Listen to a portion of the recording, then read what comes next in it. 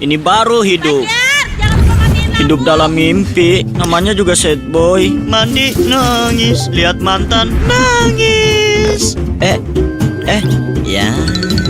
Daripada hatimu sendu, lebih baik beli Aqua biar bisa liburan gratis.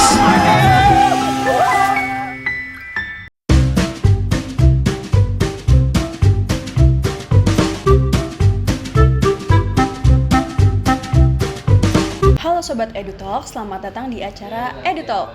Tempat kita ngobrol santai tapi tetap penuh ilmu. Hari ini kita bakal bahas topik yang penting banget buat kehidupan sehari-hari, yaitu pentingnya makanan bergizi seimbang.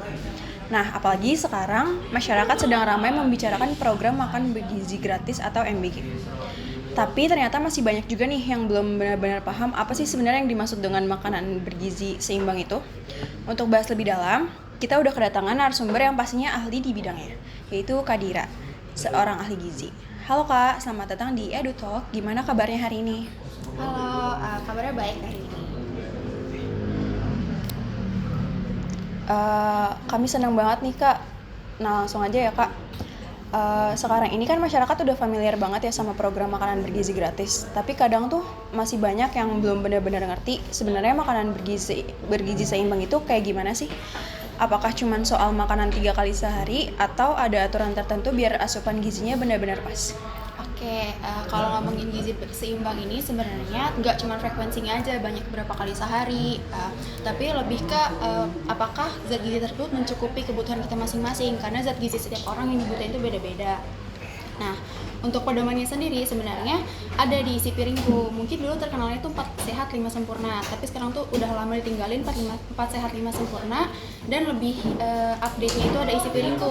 Isi piringku itu apa sih? Jadi kayak dalam satu piring itu lebih baik setengahnya berisi sayuran dan buah, setengahnya baru karbohidrat, lemak, dan protein gitu. Jadi untuk pedoman praktisnya itu ada di isi piringku.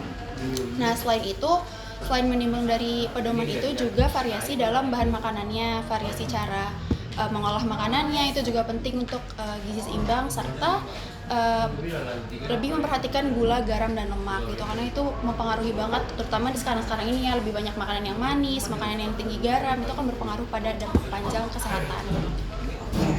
Nah itu dia, banyak orang yang mikir kalau makan nasi sama lauk itu berarti udah cukup Kak. Padahal belum tentu seimbang ya Kak. Kalau kita lihat di kehidupan sehari-hari, masyarakat kita tuh masih banyak yang pola makannya belum seimbang. Misalnya kebanyakan karbohidrat tapi kurang sayur dan protein. Menurut Kakak, apa sih tantangan terbesar masyarakat Indonesia dalam menerapkan pola makan bergizi seimbang?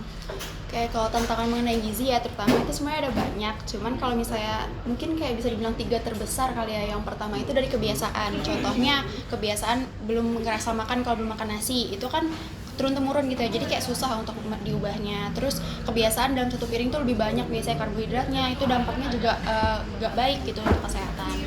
Kemudian kebiasaan untuk nggak makan sayur gitu, jadi kayak dalam satu hari 3 kali makan nih misalnya, sayurnya itu bisa cuma sekali atau bahkan nggak sama sekali. Jadi yang pertama mungkin kebiasaan untuk makan karbohidrat yang sangat banyak dan sayur yang sangat dikit gitu. Ada kebiasaan lainnya juga masih banyak gitu yang kurang baik diterapkan, yang menjadi tantangan.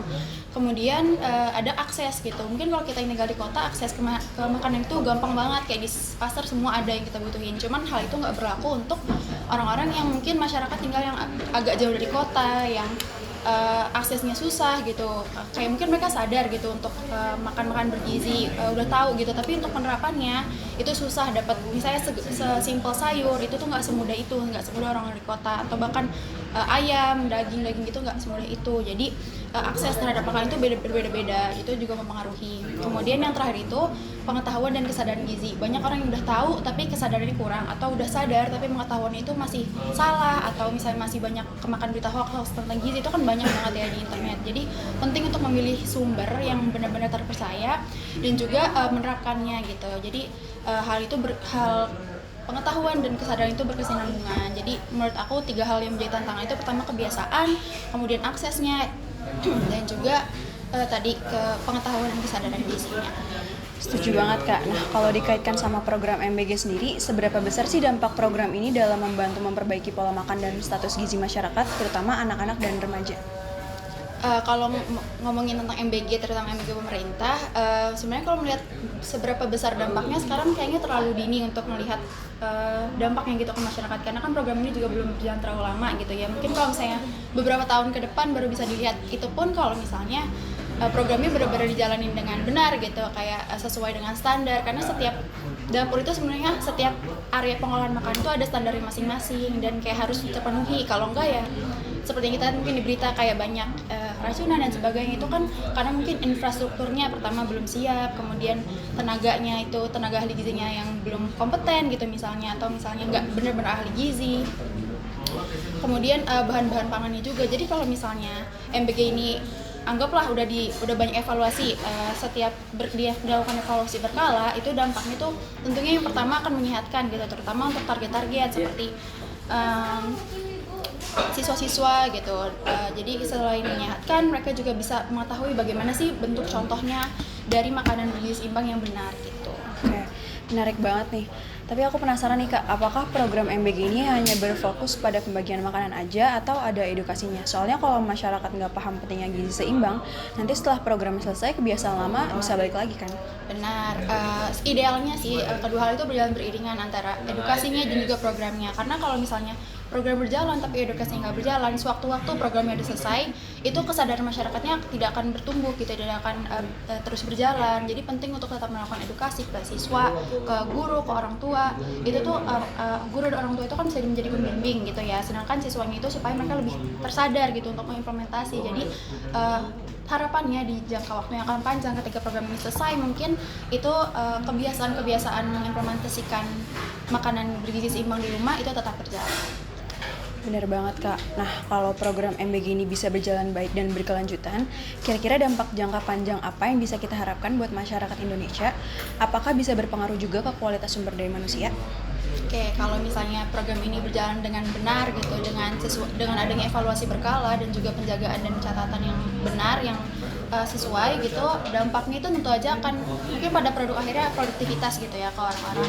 Kenapa bisa tercapai ke situ? Karena pertama ketika kita mendapatkan siswa-siswa gitu ya terpapar oleh makanan-makanan yang bergizi seimbang sejak dini, mereka akan tahu oh seperti ini makanan bergizi seimbang. Terus kalau misalnya dikasih edukasi juga, itu kan akan mereka memiliki ilmu gitu. Jadi nggak cuma makanan ini aja semata-mata program, tapi ada juga ilmunya gitu.